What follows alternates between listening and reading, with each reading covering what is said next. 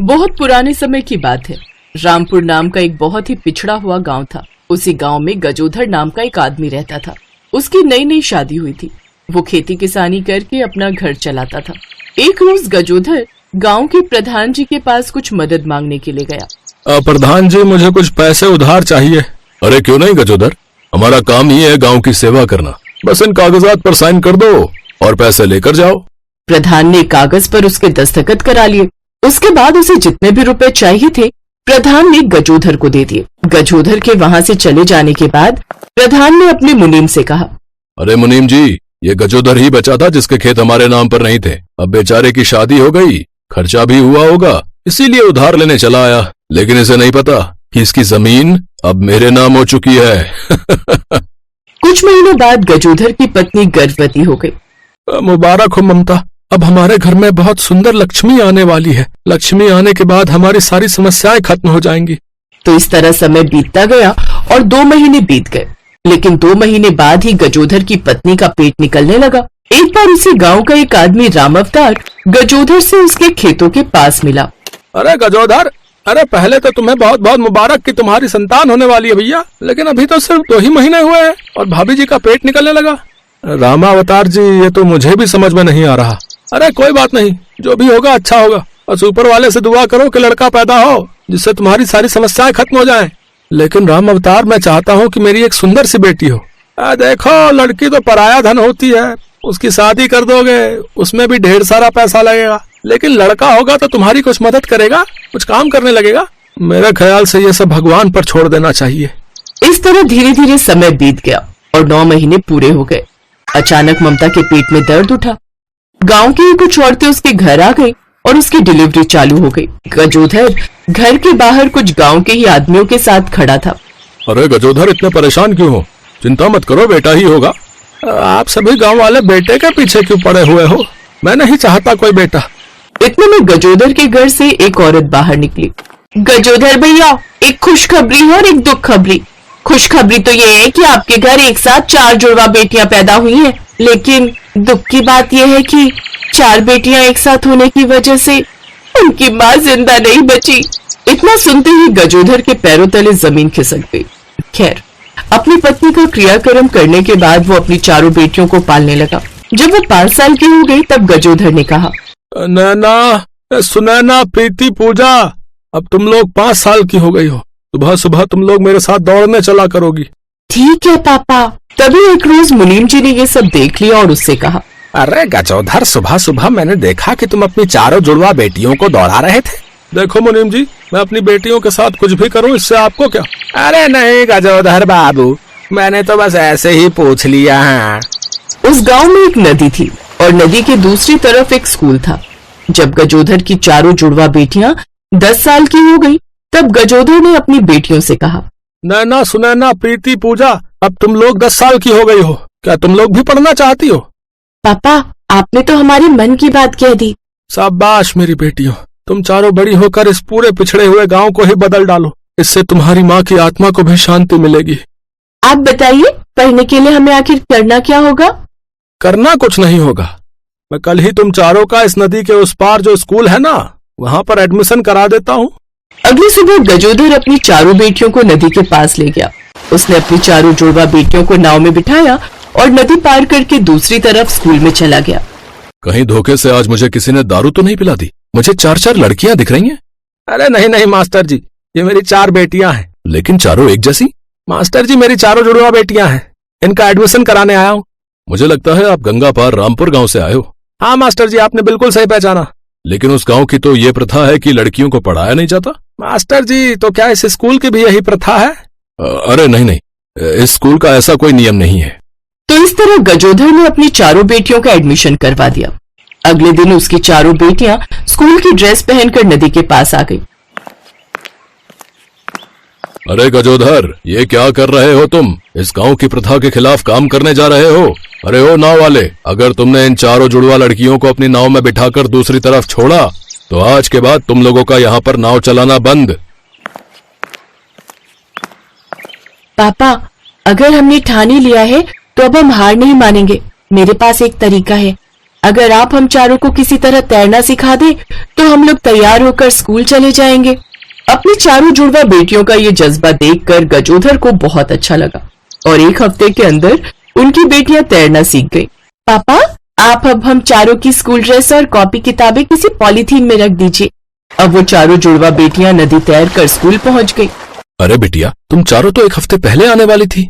Master जी, हम चारों बहनें नदी में तैर कर स्कूल पहुंचे हैं। उन चारों बहनों ने सारी बात मास्टर जी को बता दी। मैं तुम चारों को सल्यूट करता हूँ बेटियों। जो हिम्मत तुम चारों ने दिखाई वो हिम्मत आज तक किसी लड़के ने भी नहीं दिखाई। तुम आराम से पढ़ो, जितना मन हो पढ़ो। तुम्हारी पढ़ाई का बिल्कुल भी खर्चा नहीं लगेगा। भले ही मेरी पेंशन में से तनख्वाह कट जाए, लेकिन तुम चारों को मैं पढ़ा कर रहूंगा। जाओ, ड्रेस बदल लो। तो इस तरह से वो चारों जुड़वा बहनें मन लगाकर पढ़ने लगी और धीरे धीरे वो चारों लड़कियां अब जवान हो गई। मेरी बच्चियों, जहां तक मेरी क्षमता थी उतना मैंने तुम लोगों को पढ़ा दिया, लेकिन मैं चाहता हूं कि तुम आगे भी पढ़ाई करो। लेकिन मास्टर जी, आगे की पढ़ाई के लिए तो बहुत पैसा लगेगा। इस स्कूल में टीचरों की जरूरत है और कल से ही तुम चारों इसी स्कूल में पढ़ाओगी और उन पैसों से अपने माता पिता का नाम रोशन करना। अब चारों बहनें उसी स्कूल में पढ़ाने लगी। नैना और सुनैना ने MBA कर लिया और प्रीति पूजा वकील बन गई। एक रोज नैना और सुनैना शहर के बहुत बड़े बिजनेसमैन के साथ उस गांव में कार से प्रधान जी के घर पर उतरी। प्रधान जी, ये खन्ना साहब हैं, बहुत बड़े बिजनेसमैन हैं। ये अपने गांव में एक बहुत बड़ी फैक्ट्री लगाना चाहते हैं। अरे नैना बिटिया, ये तो बड़ी अच्छी बात है। जमीन तो मैं दिलवा दूंगा, लेकिन कुछ खर्चा लगेगा, उसकी फिक्र आप मत कीजिए। इतने में वहाँ पर प्रीति और पूजा अपने वकील के ड्रेस में आ गए। सारे गांव वाले उन चारों जुड़वा बेटियों को देखकर बहुत हैरान थे। प्रधान जी, ये दोनों मेरी पर्सनल लॉयर हैं। आप कागजों पर साइन कर दीजिए और ये रहे 50 लाख। 50 लाख देखकर प्रधान खुश हो गया। पूजा ने कुछ पेपर दिए और उन सभी पर प्रधान ने बिना देखे ही साइन कर दिया। गांव वालों, ये लो अपने अपने पेपर पकड़ो। तुम सभी के खेत धोखे से इस प्रधान ने अपने नाम कर लिए थे, लेकिन अब आप सभी की जमीन आपकी हो चुकी है। पापा, हमारी जमीन भी प्रधान जी ने अपने नाम धोखे से कर ली थी, वो अब हमारी हो गई है। अब तो आप खुश है ना? ये सब देखकर गजोधर की आंखों में आंसू आ गए। उस बिजनेसमैन ने 50 लाख रुपए भी ले लिए। अब गांव वालों ने ही अपने खेतों में थोड़ी थोड़ी जमीन देकर फैक्ट्री खोलने में उनकी मदद की। कुछ ही सालों बाद उस गांव में फैक्ट्री खुल गई। पूरे गांव का नक्शा बदल गया। गजोधर का बहुत बड़ा बंगला बन गया। तभी एक रोज गजोधर के पास उसकी पत्नी की आत्मा आई। हमारी चारों बेटियों ने इतना बड़ा काम कर दिया कि भगवान को मैंने मजबूर कर दिया आपके पास आने के लिए। ममता, मैं हमेशा कहता था ना कि हमारे घर में लक्ष्मी आनी चाहिए। लक्ष्मी हमारी सारी समस्याएं दूर कर देगी, और हमारी चारों जुड़वा बेटियों ने तो पूरे गांव को ही बदल कर रख दिया। तुम्हें पता है, अब मैं इस गांव का नया प्रधान हूँ। तो इस तरह से पूरा गांव खुशी खुशी रहने लगा।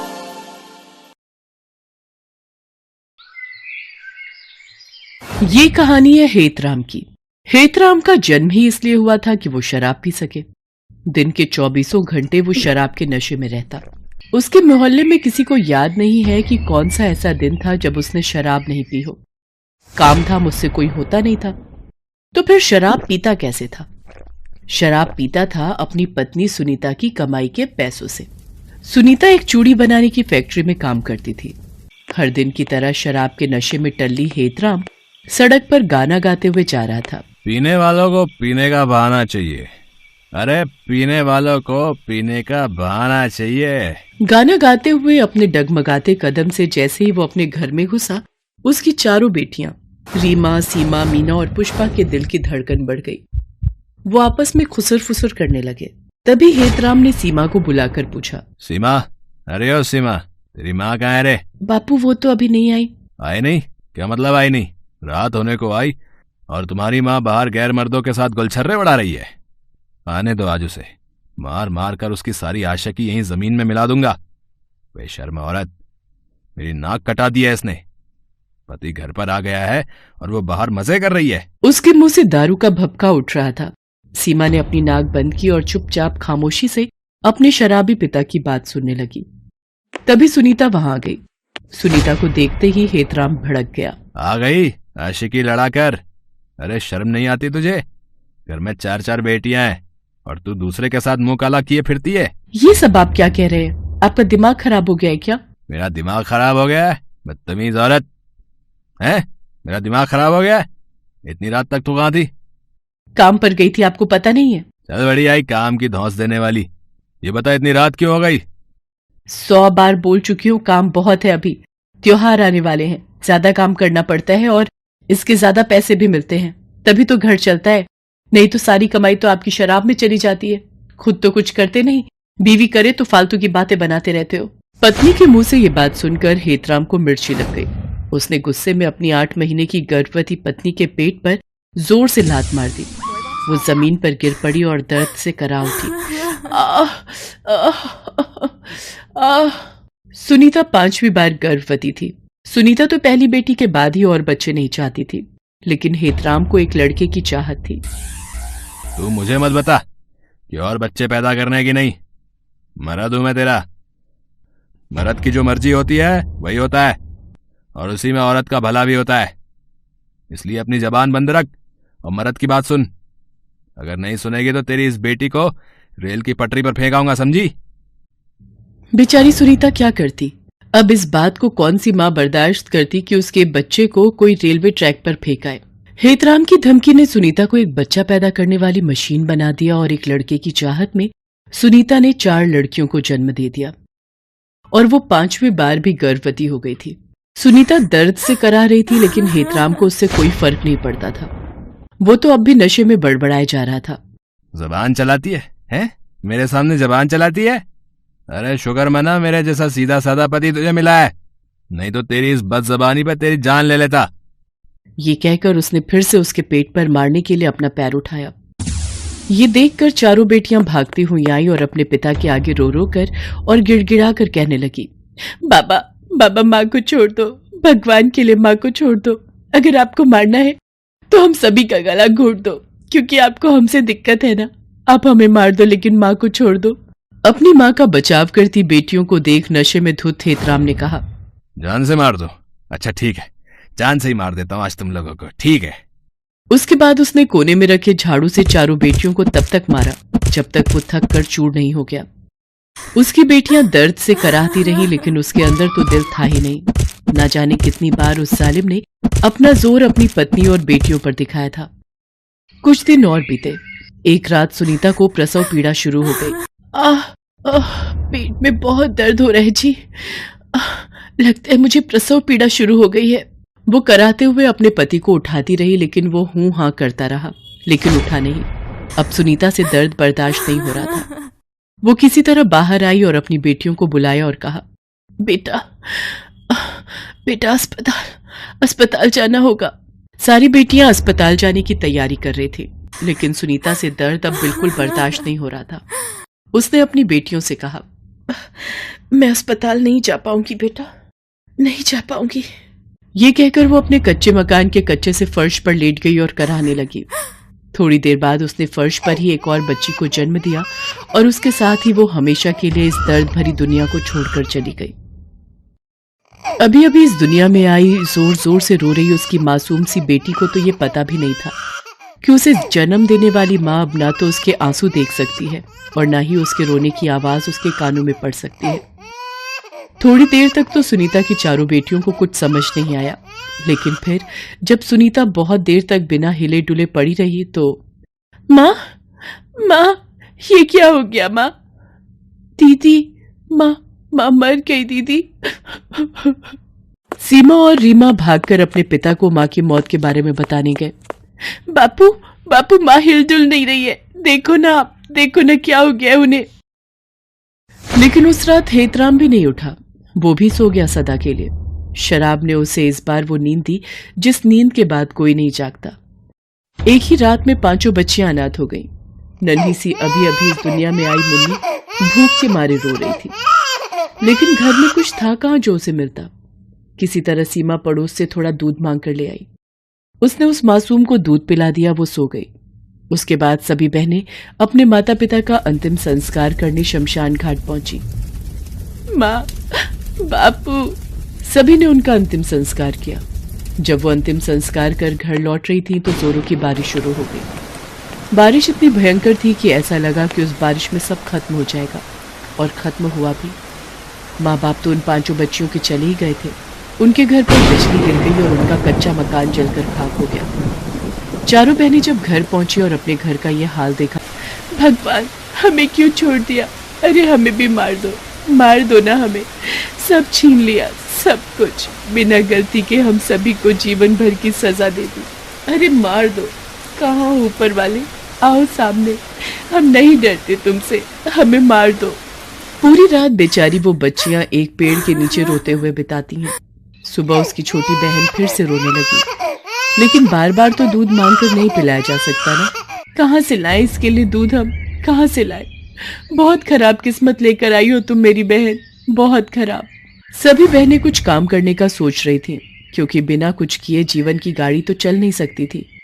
और उसी की तलाश में अपनी छोटी बहन को गोद में उठाए वो चली जा रही थी। तभी उनकी नजर रास्ते में एक घायल अवस्था में पड़ी गाय पर गई। ऐसा लगता था कि किसी गाड़ी वाले ने उसे टक्कर मार दी है। चारों बहनें उस गाय को देखकर दुखी तो बहुत हुई, लेकिन वो क्या कर सकती थी। उन्होंने उसे देखकर भी अनदेखा किया और आगे बढ़ने लगी। तभी वो गाय जोर जोर से रंभाने लगी। ऐसा लगा कि वो उन्हें कह रही हो कि मेरी मदद करो। चारों बहनों के पैर अनायास ही रुक गए। पुष्पा, पता नहीं मुझे ऐसा क्यों लगा कि ये गाय रंभाकर हमसे मदद मांग रही है। मुझे भी ऐसा ही लगा दीदी। चारों बहनों ने गाय की खूब सेवा की। अपने फटे चिटे कपड़े से ही थोड़ा कपड़ा फाड़कर उसके घाव पर बांधा। भूखी प्यासी वो बहनें उस गौ माता की सेवा करने लगी और फिर थक हार कर सो गईं। और जब उनकी नींद खुली तो उन्होंने देखा कि उनकी सबसे छोटी बहन गाय के बगल में चुपचाप लेटी हुई है और गौ माता उसे अपना दूध पिला रही है। चारों बहनें गौ माता के इस उपकार को गौर से देखने लगी और मन ही मन उनका धन्यवाद करने लगे। दीदी, गौ माता ने हमारी सारी चिंता ही दूर कर दी। अब मुन्नी को दूध की कोई दिक्कत नहीं होगी। मुन्नी दूध पीकर फिर सो गई। तब गौ माता फिर से जोर जोर से रंभाने लगी, जैसे उन सारी बहनों को शुक्रिया कह रही हो। गौ माता अब चारों बहनों के साथ ही रहने लगी। बहनों ने रोजी रोटी चलाने के लिए गौ माता के दूध से चाय बेचने का व्यापार शुरू किया। गौ माता के दूध से बनी चाय इतनी स्वादिष्ट होती कि इस चाय का स्वाद तो अद्भुत है। मैंने सच में ऐसी चाय आज तक नहीं पी। धीरे धीरे उनकी दुकान खूब चलने लगी। थोड़ा समय और बीता। अब उन बहनों ने गाय के दूध की मिठाइयां बनाकर बेचनी शुरू कर दी और वे मिठाइयां भी लोगों की जबान पर ऐसी चढ़ी कि जो भी एक बार उनकी दुकान की मिठाई खाता वो बार बार उनकी दुकान पर आता। धीरे धीरे कर उन बहनों का संघर्ष कम होता गया और गौ माता की कृपा और अपनी मेहनत से वे कामयाबी की नई नई मंजिल पाती गईं। Best buddies. Hello friends, thanks for watching this video. अगर आपको ये वीडियो पसंद आया है तो प्लीज लाइक, सब्सक्राइब, कमेंट्स करें इस वीडियो पर और हाँ, शेयर करना भी ना भूलें। और भी मजेदार वीडियो देखने के लिए नीचे दिए गए बेल आइकॉन को दबाएं। देखते रहिए बेस्ट बडीज।